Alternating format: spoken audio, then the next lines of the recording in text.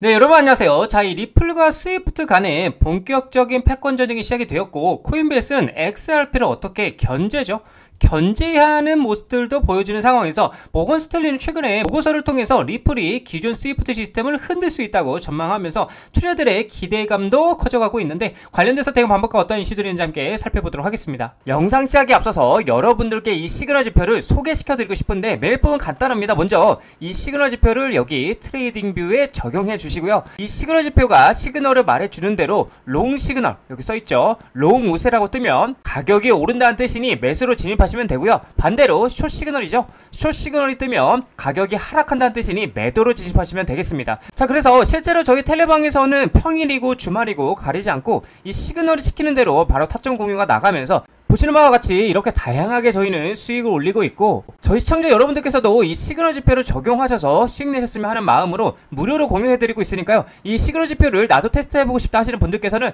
유튜브 채널 소개란 링크를 클릭하셔서 문의 남겨주시면 순차적으로 보내드리도록 하겠습니다. 자, 뉴스를 보게 되시면 리플 XRP 스위프트 14% 점유 가능, XRP ETF 승인 설렘과 긴장이라는 내용인데, 자, 내용을 보게 되면 리플이 글로벌 성금 시장에서 차세대 주자로 떠오르고 있다라고 얘기를 하고 있고요. 모건 스탠리는 최근에 보고서에서 XRP가 기존 금융 인프라를 대체할 수 있는 충분한 조건을 갖췄다라고 분석하고 있다라는 거죠. 그래서 보고서는 XRP 원장이 거래 처리 비용을 절반 이상 절감하고 은행이 자본을 미리 예치하지 않아도 되는 구조적 장점을 갖췄다라고 설명하면서, 이와 관련해서 모건 스탠리는 리플 기반 ETF가 출시될 경우 약 1조 달러 규모의 유동성이 시장에 새로 유입될 것이라고 내다보고 있다라는 거죠. 자, 그래서 리플 CEO 브래드 갈링하우스는 이전보다 더 큰 청사진을 제시했고요. 그는 리플이 스위프트의 연간 155조 달러 송금액 중 14%를 점유할 수 있다고 밝혔고, 이는 글로벌 금융 판도 자체를 뒤흔들 수 있는 수치라는 점에서 업계 이목을 집중시키고 있다라고 얘기를 하고 있는 거죠. 자, 그래서 이와 맞물려서 11건의 XRP ETF 심사가 오늘 10월 말까지 결론을 앞두고 있는데, 블룸버그 애널리스트들은 연내 ETF 승인 확률을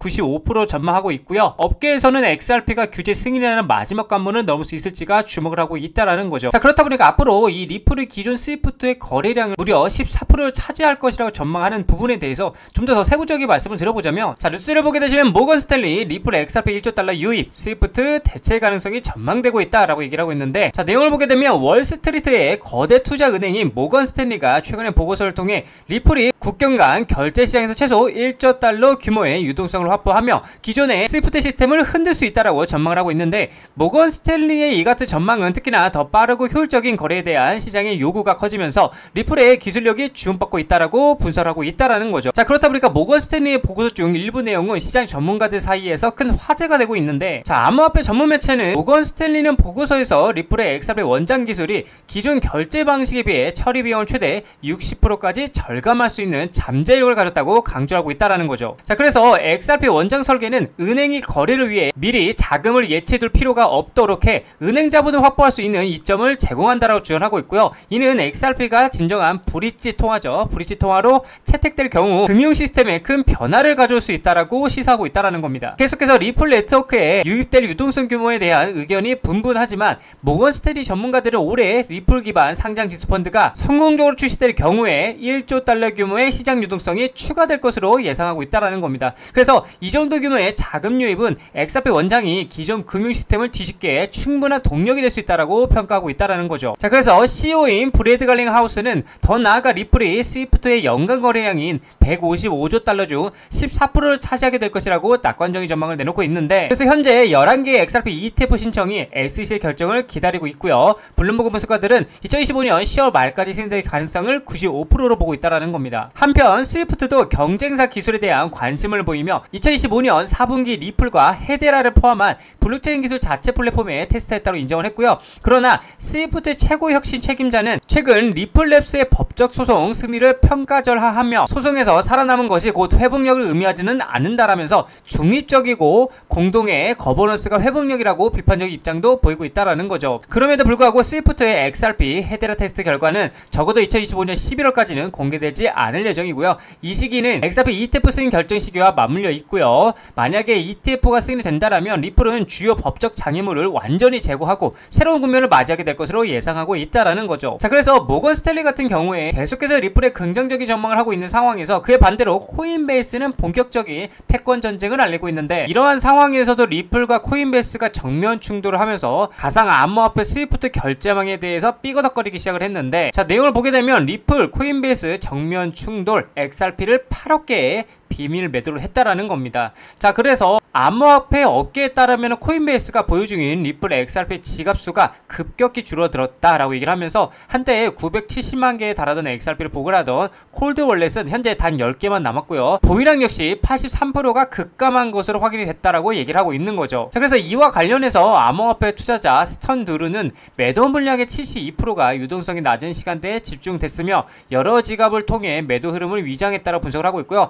매도 이후로는 코인베이스가 이더리움 지지 세력과 이해관계를 공유하며 리플의 정치적 영향력을 약화시키기 위한 것으로 보고 있다라고 얘기를 하고 있는 거죠. 그래서 스위프트 연계은행을 유동성 충격으로부터 보호하려는 의도가 있었다라고 주장하고 있는 겁니다. 자, 그렇다 보니까 이제 영국의 대형은행의 스탠다드 차타드는 더 이상 스위프트를 못 쓰겠다라고 하면서 그 대안으로 리플을 강력 추천을 하고 있고요. 거기에 모건 스탠리까지 동참을 하면서 이 리플이 스위프트를 대체할 국제결제 시스템으로 유력하다라고 언급을 하고 있는 상황인데, 자, 뉴스를 보게 되시면 모건 스탠리 리플을 스위프트 대체할 국제결제 시스템 유력 대안으로 평가를 하고 있는데, 자, 내용을 보게 되면 세계적인 투자은행 모건 스탠리가 국제결제 시스템 시장에서 리플의 잠재력을 높이 평가했다라고 암호화폐 전문 매체가 보도를 하고 있는데, 보도에 따르면 최근에 이제 암호화폐 연구원이 인용한 은행 및 금융법 검토 제36건 발췌본에 따르면 모건 스탠리는 리플이 기존 국제송금 시스템인 스위프트의 유력한 대안이 될 수 있다라고 지금 분석을 하고 있는데, 모건 스탠리는 리플의 분산 원전 기술이 금융기관의 결제 처리 비용을 최대 60%까지 절감할 수 있다고 평가를 했고요. 이는 송금 수수료 인하로 이어져 수혜자에게 더 많은 가치를 제공한다. 그래서 이 기술은 특히 국경을 넘나드는 송금에 매우 매력적이라고 모건 스탠리는 설명을 했다라는 거죠. 그래서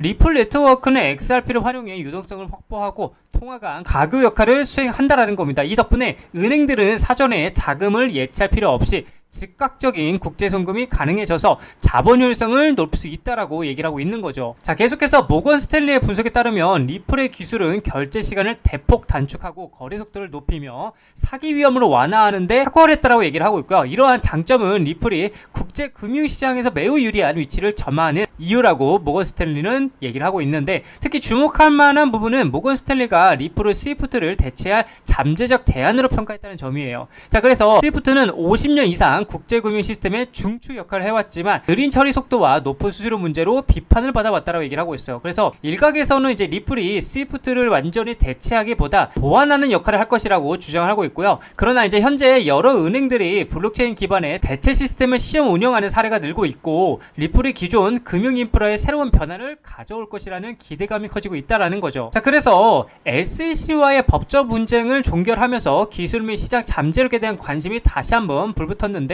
리플은 온디맨드 유동성, 통로와 RLUSD 스테이블 코인을 통해서 글로벌 결제 시스템 개선을 목표로 하는 로드맵을 어떻게 꾸준히 제시하고 있다는 거예요. 분석가들은 이러한 리플의 인프라가 스위프트가 장악한 시장의 일부를 차지할 가능성이 충분하다라고 지금 전망하고 있고, 모건 스탠리와 같은 주요 금융기관의 인정은 리플의 신뢰를 높이고 더 많은 기관들의 도입을 유도하는 중요한 계기가 될 것이라 보인다라고 얘기를 하고 있는 거죠. 결론적으로 모건 스탠리의 평가는 국제 결제 시장에서 리플의 역할이 더욱 커지고 있다는 명확한 신호다라고 볼 수가 있고요. 비용 절감, 빠른 속도, 그리고 강화된 보안을 제공하는 리플은 기존 금융 시스템의 한계를 극복하는 유력한 대안으로 부상했다라는 거죠. 자, 그래서 리플이 스위프트와 어떤 관계를 맺으며 미래 금융 환경을 만들어갈지가 주목이 된다라고 얘기를 하고 있어요. 자, 그렇다 보니까 이게 또 중요한 게 영국의 대형은행인 스탠다드 차타드도 더 이상 스위프트를 못 쓰겠다라고 하면서 그 대안으로 리플을 강력 추천하고 있는 모습들이 포착이 되고 있는데, 자, 스탠다드 차타드 결제 분야에서 리플과 스위프트 활용 사례에 대해서 폭탄 선언을 발표를 했었는데, 이제 영국계 메이저 은행의 스탠다드도 이제 스위프트를 어떻게